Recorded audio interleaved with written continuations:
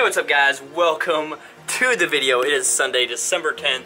Getting ready to head to the gym right now for an arm day. Going to take you guys through that. Going to give you some of my favorite tips for my arm days. But first and foremost, about to make up my pre-workout right now. What I am taking today and what I have been taking now for the past couple months, if you guys have been following my channel, is 1 scoop of the Ghost Legends pre-workout. This is the sour watermelon flavor, and it is hands down the best tasting pre-workout I have ever had.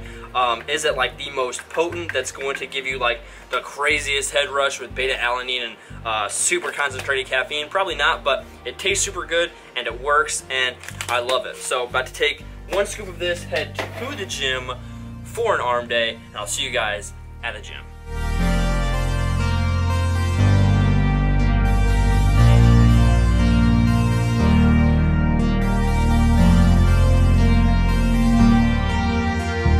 Alright guys, so going to be watching the same workout footage that you guys are, doing a commentary over it, this visual style, like I've done in the past. Just going to be in the corner of the screen giving you guys a few quick tips on what I like to do for my arm days to see the most progress that I can. So the first tip that I want to give you guys here, you can see that I am doing my bicep curls, this superset with my regular curls, and then I will superset into hammer curls. I am doing them on an incline bench.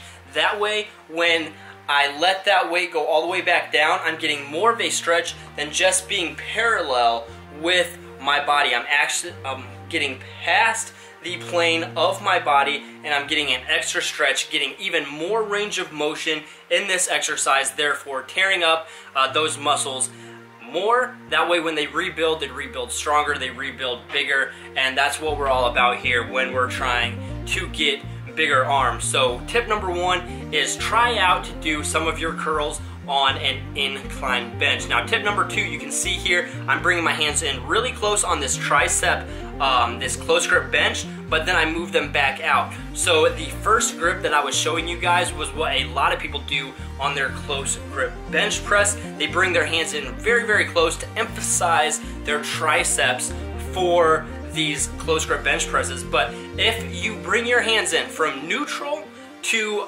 just right in line with your shoulders, you're still going to be pushing through your triceps and getting a ton of work and working primarily all triceps without bringing your hands in too close and really kind of putting unnecessary stress on your wrists, elbows, shoulders, different things like that. So tip number 2 is when you're doing a close grip bench press, bring your hands into about shoulder width rather than all the way inside your chest and putting unnecessary stress on your joints. Now tip number 3, this is the last tip here. I'm going to be doing this for the next couple exercises.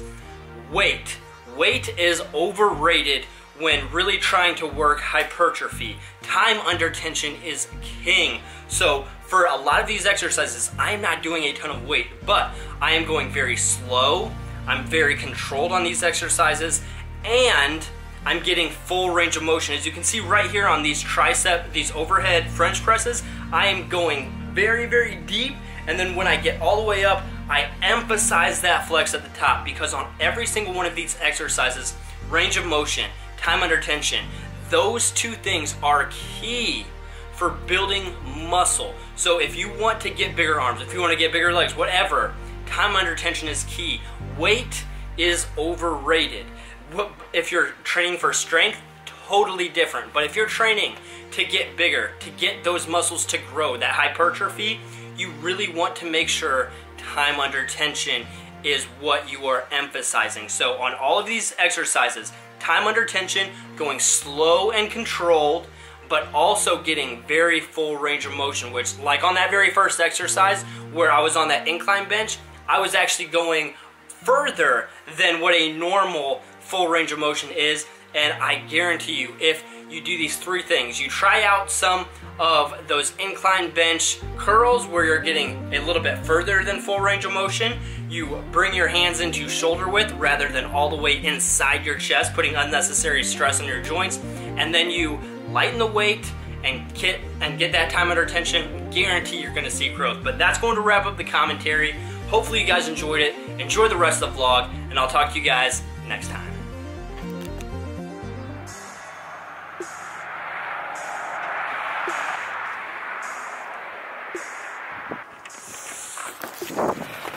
Alright guys, so just got done with my workout. Pretty solid arm workout, honestly. But it is freezing outside. It snowed yesterday for the first time since I've been back in Indiana, and after being in Florida for 6 months, my body was not ready. I was not ready for that. And yeah, I'm freezing, but good workout still. About to head to go pick up some food, probably stop at Subway. I'll show you guys what I get in the next clip.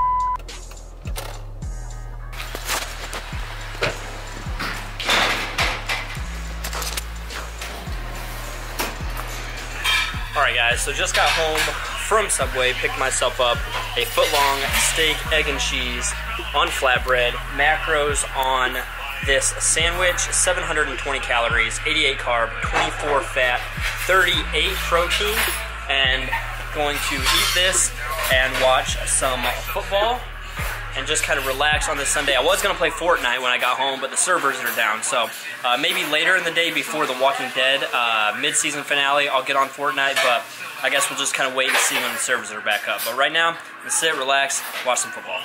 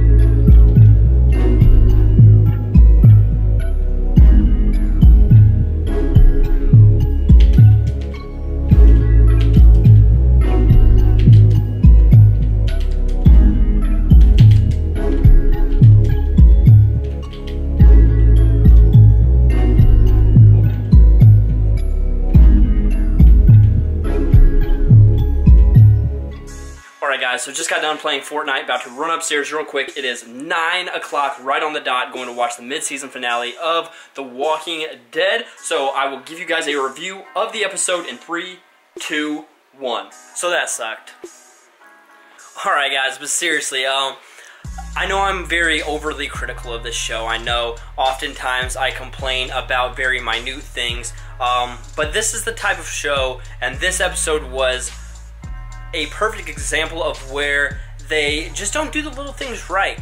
They have these big picture things that they want to accomplish, but if you can't get the little things right, then like those big things that you want to happen, those big unforgettable moments, like at the end of this episode, they just don't pay off. You don't have any emotional connection to them, and that's just the type of lazy writing that this show has been notorious for. And I feel like this half season, this half of season 8 is the worst half season they've ever had. I feel like this is currently the worst stretch of The Walking Dead that they've really ever had. And for me, like, I feel like I'm just literally wasting an hour of my Sunday nights, and it's going to be hard for me in 62 days to want to come back and waste another hour of my Sunday nights. And I don't know. I want to address what happened at the end of this episode, though. So if you guys haven't seen the mid-season finale of Season 8, I'm just going to address this spoiler real quick and then end the vlog. So if you guys don't want to know that, and you guys like the vlog, make sure to hit the thumbs up button. Go subscribe if you haven't already, and I'll talk to you guys next time. But into the spoiler, they killed Carl, or they were going to kill Carl. He got bitten. Now I'm going to play the clip real quick where they want us to believe that he got bit. So I'm going to play that real quick.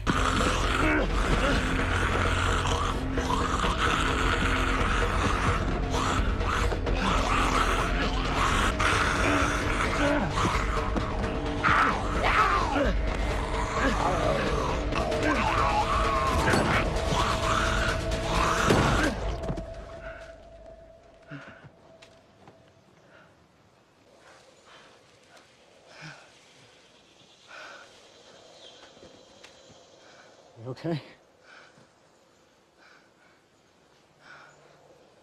Yeah. Alright, so they want us to believe that that zombie that came in from the side bit Carl, but in no way, shape, or form did they lead us to believe that he got bit right there. He didn't react to it. He didn't act like it was painful. He didn't get up and hold his side. In no way, shape, or form did they lead us on anything that Carl got bit. So when we get to the end of season 8, we have to start racking our, like, when we get to the end of episode 8, we start to rack our brains. We're like, where did Carl get bit? When did this happen? When did, like, we're trying to think of this past episode, and we're like, he didn't come in contact with any zombies this episode, and we're like, oh wait, 2 episodes ago in season 6, he got, like, attacked by zombies that for some reason he couldn't just stab in the face like characters always can, because again, inconsistent writing. Sometimes characters can take on 20 zombies all by themselves, and then other times you get this one random zombie, it knocks you down, you throw it off to the side, and it comes back, and we're supposed to believe it bites him in the side. And again, they don't do anything to make us think that he got bit. If they would have shown us that he got bit right there, they could have pulled us in emotionally. They could have said, oh no, Carl just got bit. Now what's gonna happen? He just got bit. We're wondering what's going to happen to Carl. We know what's going to happen to him, but how is his dad going to react to it? How is Michonne going to react to it? How are the people back at Alexandria going to react to Carl being bit? And then, when we get to that episode 8, this big mid-season finale, and Carl's acting like this tough guy, and he's hiding this injury, and then we have so much more emotion, and we have so much more attachment to what is happening there, because we're like, Carl is trying to be tough, he's trying to put himself forward, but we know he's bit at the same time. Instead, this episode we think, oh yeah, Carl's got balls, he's trying to be the man, but it's coming out of nowhere. We don't know why Carl's just trying to be this big tough guy. This is his show now. We didn't get none of that emotional attachment because they didn't show us or lead us on to any of it, and they just flip it right there at the end that he got bit, and we're just supposed to completely believe it. And that is why this show just makes me so irritated, because they don't earn anything. They don't earn anything. But I continue to watch it. I think that might be, I might watch the second half of season 8. I don't think I can get myself to sit down and watch an hour of it on Sundays. I might just wait until it's all done, DVR it or something, and then binge watch it at the end. But to sit down and waste an hour of my Sunday nights, I think that episode, the way they did not earn that emotional death at the end of the episode, I think I'm done. I think that was the last straw. But then again, what is really the last straw? This show has been so bad for so long. But yeah, so comment down below, what did you guys think of that mid-season finale? Did you guys like it? Did you think that was an unearned death? What'd you guys think? I hated it. But again, thanks for watching. I'll talk to you guys next time. Peace.